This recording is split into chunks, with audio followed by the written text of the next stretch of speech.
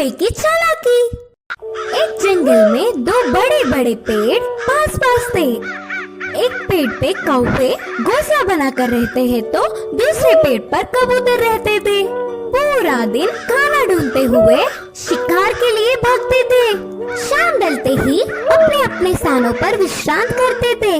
कौवे के समूह में एक अति आलसी कौवा रहता था। वो उठना ही देर से उठता था। बाकी सारे खाने के लिए बाहर जाते हैं तो ये कहीं ना जाते हुए पेड़ पे ही आराम से रहता था। कुछ ही देर में वो सारे खाना लेकर खाते समय उनमें मिलकर छीन के खाता था। ऐसे उस दिन उनके लाई हुई खाने को समेटकर कौवे एक तरफ और कबूतर एक तरफ समूह में आकर खाते हैं। तो कौवे हर समय झगड़ते हुए अपने अपने बल से आहार लेते थे। कबूतर तो सब मिलजुल कर रहते थे, बिना किसी झंझट के एक सामान बांटकर खाते थे। उन कबूतरों की एकता देख आलसी कौवे ने सोचा कि आहा, उन कबूतरों को तो देखो कितने अच्छे हैं और हमारे देखो कैसे हैं।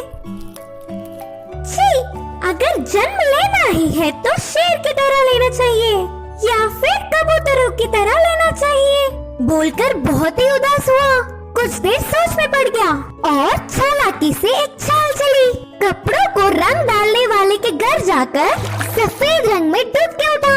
उसके बाद अपने आप को शीशे में देखकर उछलने लगा।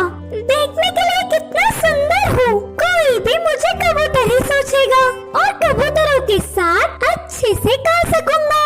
उड़ते हुए जाकर कबूतरों के समूह में मिल गया। धीरे से अच्छे से खा रहा था। खाने के लिए झगड़ा कर रहे कौवे को देख नफरत करने लगा।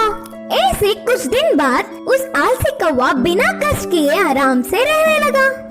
एक दिन भूख से बहुत भाग गया।